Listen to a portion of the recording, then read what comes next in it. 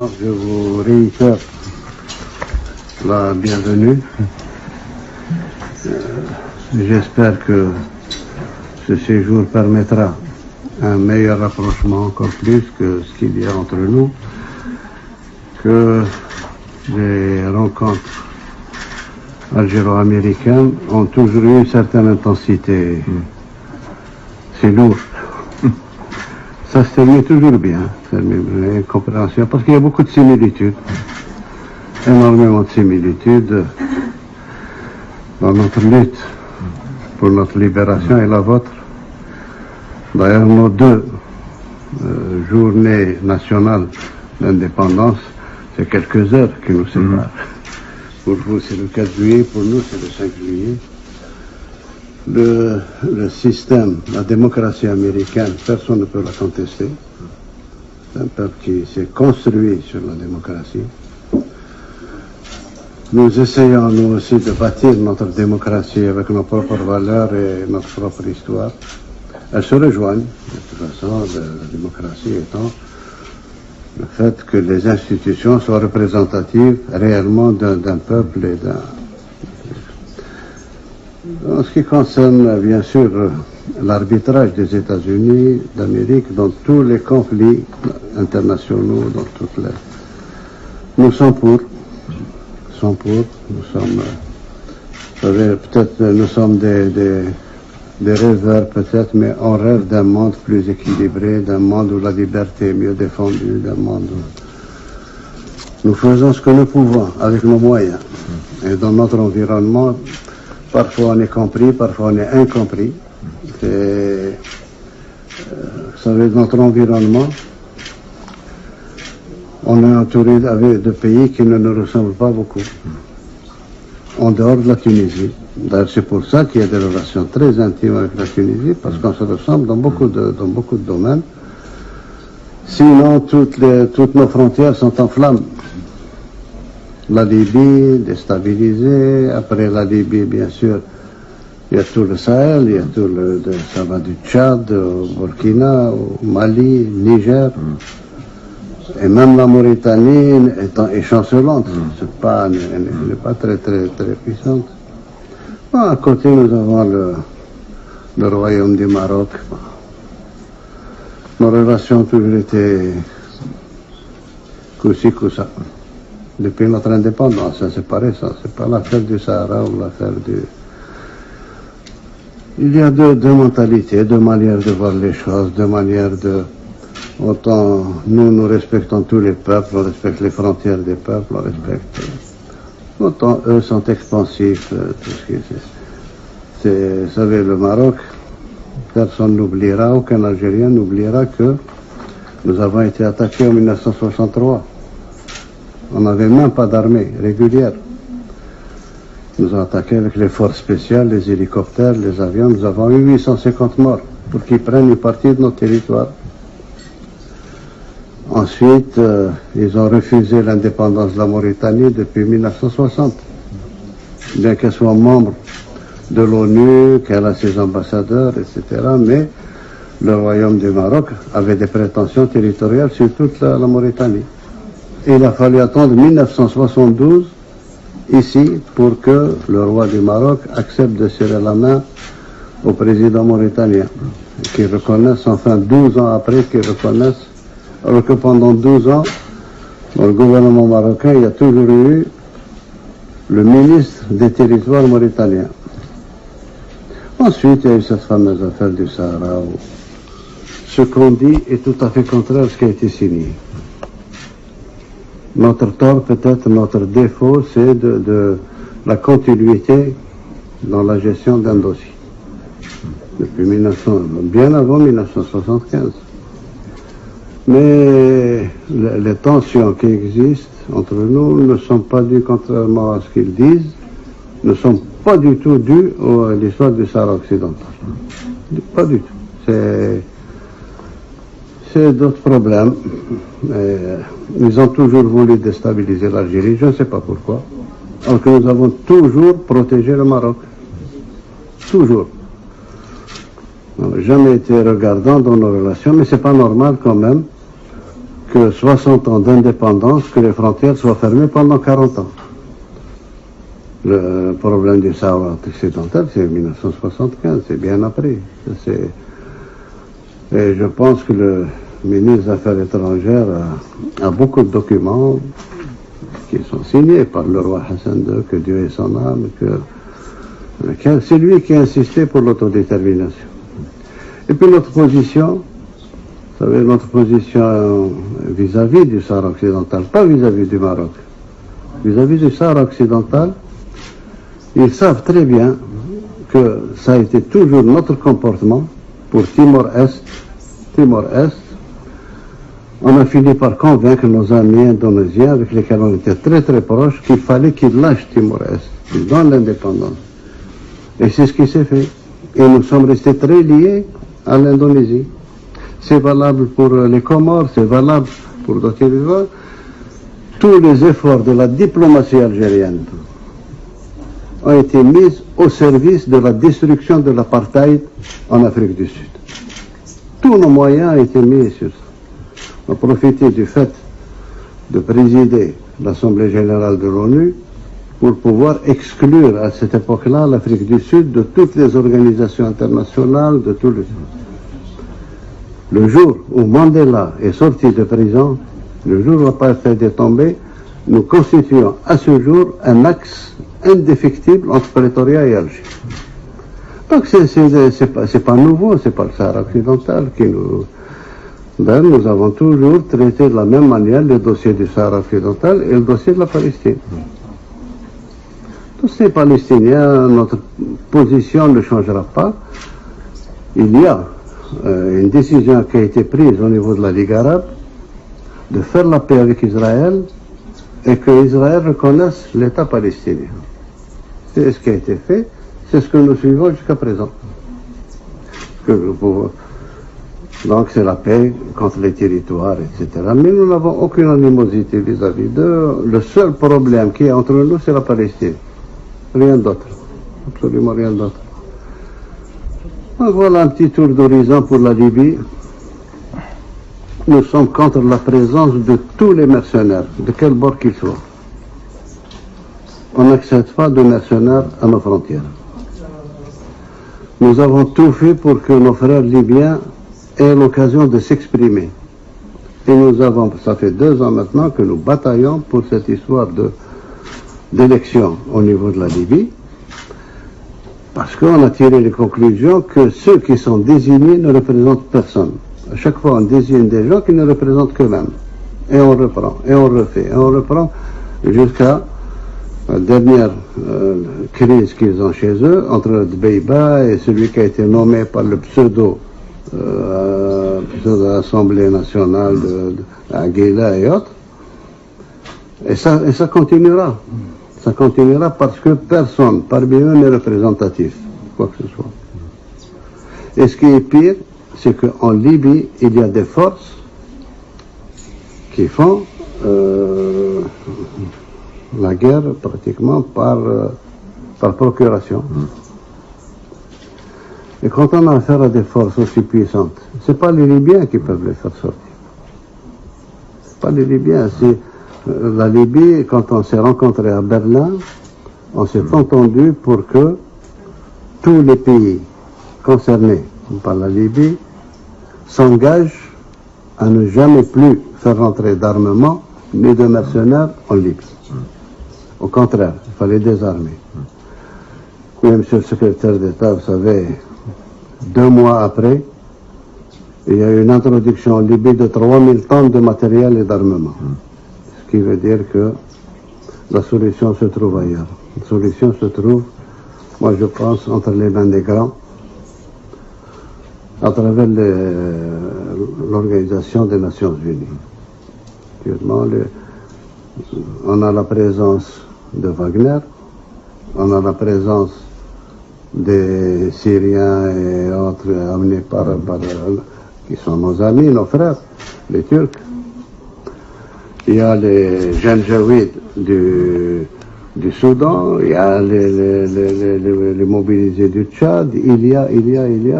Et chacun, ils sont 3 ou 4 puissances à se faire la guerre en Libye, qui n'est pas la guerre des Libyens.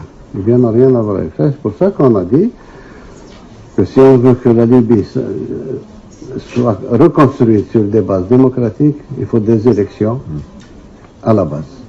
Des élections à la base, on peut le faire. On peut aider à organiser, et ce que je dis est très faisable. Très très faisable, pourvu qu'il y ait de la volonté politique pour le faire. On sortirait avec une assemblée élue. Ensuite, tout le monde peut aider à la reconstruction de l'État libyen à partir de l'Assemblée, le gouvernement, le président, etc. Ceux qui ont des arrière-pensées de remplacer l'ex-président décédé, c'est ceux qui veulent régler le problème à partir du sommet. Désigner un président, élire un président pour que lui fasse ce qu'il veut et s'oriente vers ceci ou vers ceci. Ça, c'est pas de la démocratie. Démocratie à la base. Donc ça, c'est pour le problème libyen. Pour le problème tchadien, le Tchad, à force d'être utilisé depuis 3 décennies ou 4 décennies, c'est pas récent. C'était très utilisé par les Libyens. Ils ont été... Aujourd'hui, ils ont créé des forces capables de combattre. Des forces organisées capables de combattre et capables de déstabiliser. Ce qui rend très fragile le Niger et très fragile encore le Burkina Faso, le Mali n'en parlons pas. Et puis je vous parle à cœur ouvert, monsieur le secrétaire d'État. Personnellement, je n'ai jamais compris comment on est arrivé à cette situation. Ça a coïncidé de manière arithmétique et de manière mécanique avec la chute de la Libye. Et l'armement a commencé à se déverser sur le Sahel. Tout le monde voyait ce qui se passait. Personne n'a arrêté. C'est jusqu'au moment où il y a eu Barkhane pour éviter que Bamako ne soit prise par les terroristes. Je peux vous parler du problème malien parce que c'est le problème qui nous est le plus proche. Très très proche même, puisque depuis notre indépendance, depuis 1962, nous n'avons jamais arrêté d'intercéder et d'intervenir entre les tribus maliennes. Comme c'est nos frontaliers, il y a beaucoup de Maliens dont les origines sont algériennes et beaucoup d'Algériens dont les origines sont maliennes. Ce qui fait que nous intervenons à chaque fois pour calmer des velléités tribales, des velléités ceci, cela, depuis Modibo Keïta jusqu'à ce jour. À ce jour, malheureusement, là aussi, il y a eu des interférences. Beaucoup d'interférences qui ne nous ont pas permis d'agir. Nous sommes arrivés aux accords d'Alger qui réglaient définitivement ce problème d'antinomie entre le nord Mali et le sud Mali. Il y a eu des intervenants, on n'a pas pu l'appliquer. Il n'est pas appliqué à ce jour. Et ils sont en train de tout faire pour que ça ne s'appliquera jamais. Ils sont en train de changer les données et la donne. Tous les signataires sont venus à Alger jusqu'à présent, sont en contact avec Alger et ils tiennent à l'exécution de cet accord, ce qui n'est pas l'avis de l'actuel Premier ministre malien, nommé par la junte, qui lui ne reconnaît pas, qui est même contre, il le dit, il l'écrit. Donc on en est là, il y a eu des incompréhensions avec nos amis français, nous n'avons jamais voulu intervenir. Il y a une entraide qui se fait sur le plan sécuritaire, sur le plan... Mais nous avons toujours dit que la force, c'est pour asseoir la paix, pas pour chercher la paix.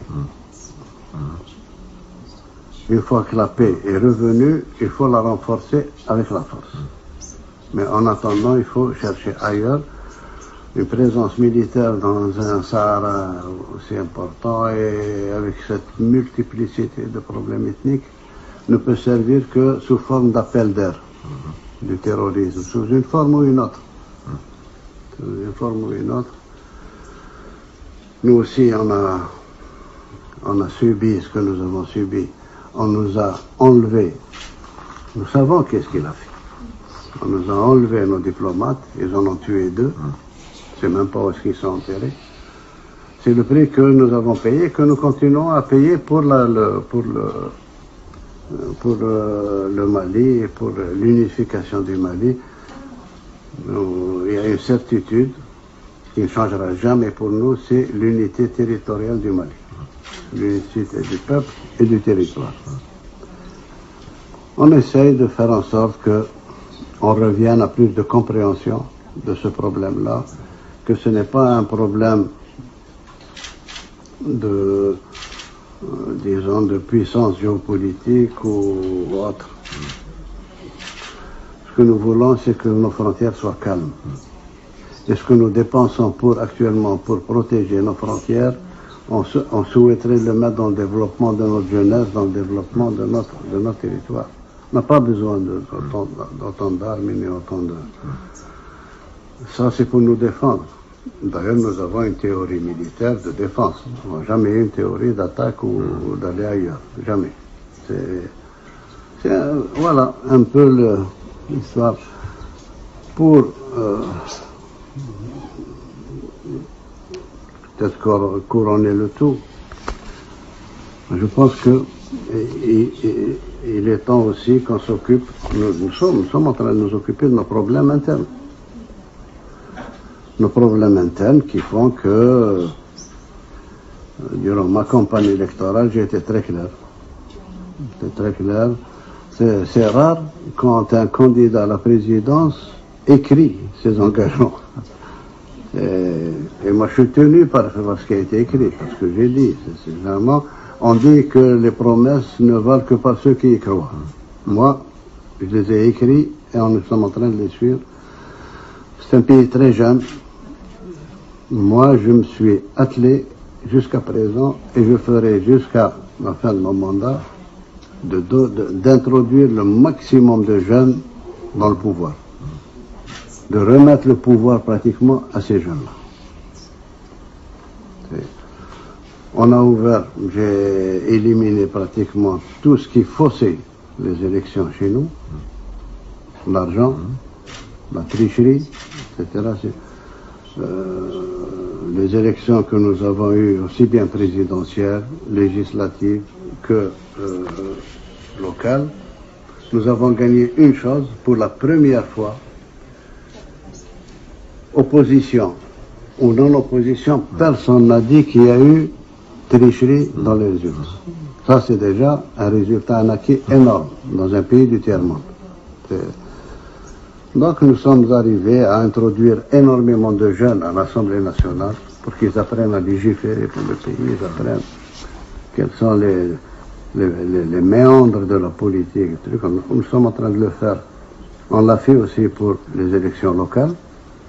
On a encouragé beaucoup de jeunes à se présenter pour la gestion des mairies et des gestions des assemblées de wilaya. Nous avons mis en place l'observatoire de la société civile. On en parle depuis 4 décennies. Maintenant, il est là. Il a été même constitutionnalisé. Nous sommes en plein préparatif du Conseil national, du Conseil supérieur de la jeunesse, qui sera pratiquement un parlement des jeunes pour tout ce qui les concerne, etc. Sur le plan économique, nous luttons avec toute l'énergie nécessaire contre la corruption, contre tout ce qui a sali notre pays et qui a détourné l'argent du pays alors qu'il aurait dû aller vers le peuple et vers le développement de ce pays-là. Nous continuons à lutter comme ça. Sur le plan de l'investissement, nous sommes en train de préparer, peut-être pour 1 mois ou 1 mois et demi, nous allons avoir le code des investissements. J'ai exigé que ce code-là soit valable pendant 10 ans. Pendant 10 ans, on n'aura pas le droit de toucher à une virgule pour permettre l'investissement, pour permettre libérer au maximum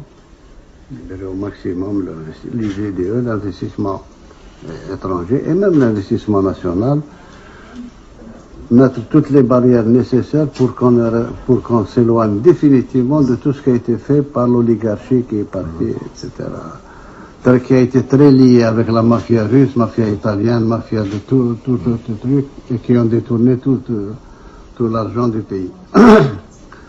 On essaie d'en faire profiter les jeunes. Ma vision est que ce pays-là est jeune, il faut qu'il soit pris en charge par les jeunes, aussi bien politiquement qu'économiquement. Et c'est pour ça que nous favorisons à un point pratiquement sans limite des start-up.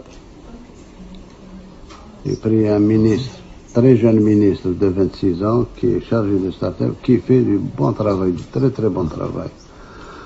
Et on sent qu'il y a un vent en Algérie de start-up. Tout le monde s'y met, les jeunes, les moins jeunes, etc. Nous sommes pour la micro et petite entreprise. Ça donne beaucoup plus que les gros investissements qu'on a eu jusqu'à présent. Nous sommes très crédibles parce que nous avons les moyens financiers de transférer les dividendes, les bénéfices des entreprises, ça ne nous pose aucun problème. La gestion économique du pays que nous redressons quotidiennement a fait que aujourd'hui, en Afrique du Nord aussi, Maghreb compris, nous sommes le seul pays qui n'est pas endetté, le seul pays qui a donné cette dynamique dans la lutte anti-corruption. Et nous assumons pratiquement toute notre politique. Bon, bien sûr, nous avons de très très grands projets structurants pour le pays. Premier projet, c'est reprendre notre agriculture, parce qu'en principe, avec un pays aussi vaste, on peut servir l'Afrique en matière de grains, en matière de ceci. On peut le faire, c'est techniquement très faisable, j'ai toutes les données depuis que j'étais administrateur sur ce plan-là. On peut produire facilement, on peut arriver à 30 millions de tonnes. Nous avons besoin de 9 millions, et les 21 millions peuvent être exportés sans vers l'Égypte, vers le Maroc, vers la Tunisie, sans problème. Sur le plan de l'élevage, nous avons un déficit. Nous avons un déficit en matière de lait. Nous importons énormément de lait en poudre que nous recomposons avec de l'eau ici. Ça, c'est sur le plan de l'agriculture. Sur le plan de transport, nous sommes en train de reconstituer la flotte marchande algérienne. Nous sommes en train de reconstituer aussi la flotte aérienne, parce que jusqu'à présent, il y a presque la moitié du globe terrestre auquel on n'accède pas. Il faudrait y aller partout maintenant. Sur le plan du transport ferroviaire, c'est l'une des bases de mon programme, c'est d'arriver, comme ça a été prévu avec le port centre d'Alger, d'arriver à en faire un port africain qui permet de transporter tous les conteneurs par voie de chemin de fer jusqu'au Mali et jusqu'au Niger. Nous avons travaillé sur ça avec nos propres moyens. Actuellement, nous sommes à Béchar. La voie de chemin de fer est à Béchar. Béchar est à 900 km d'Alger, au sud-ouest. Il reste, pour atteindre Adrar, à peu près 560 km à refaire. Et d'Adrar, on va directement sur le Mali. Le Mali. Pour reprendre un peu, une société qui existait du temps de la colonisation qui s'appelait Mer Niger. C'était les marchandises arrivaient par train jusqu'à Béchar et puis repartaient par camion jusqu'au Mali et au Niger. Voilà globalement, de manière très très très succincte, l'Algérie tel que je vous en parle. Je vous remercie de votre écoute. Monsieur le Président, merci beaucoup pour ce tour d'horizon très détaillé, très intéressant. J'ai eu l'occasion d'évoquer les sujets de politique étrangère avec le ministre, Romani, de Zongat, et effectivement, je me réjouis de me retrouver en Algérie. J'étais là en 2016. Je suis très content d'être de retour pour justement approfondir les relations entre nos deux pays, le travail en commun sur les dossiers de sécurité que vous avez évoqués et aussi le travail en commun sur les opportunités économiques, d'investissement, de commerce entre nos pays. Je crois que les projets de loi que vous avancez feront que le climat d'investissement sera encore meilleur. Il y a déjà une bonne fondation sur laquelle il faut bâtir, mais je sais que nous aurons l'occasion de rentrer dans les détails dans notre conversation à venir. But in any event, it's wonderful to be back in Algeria after last being here in 2016. Thank you for sharing this wonderful tour of the region, the world, and our relationship. Thank you.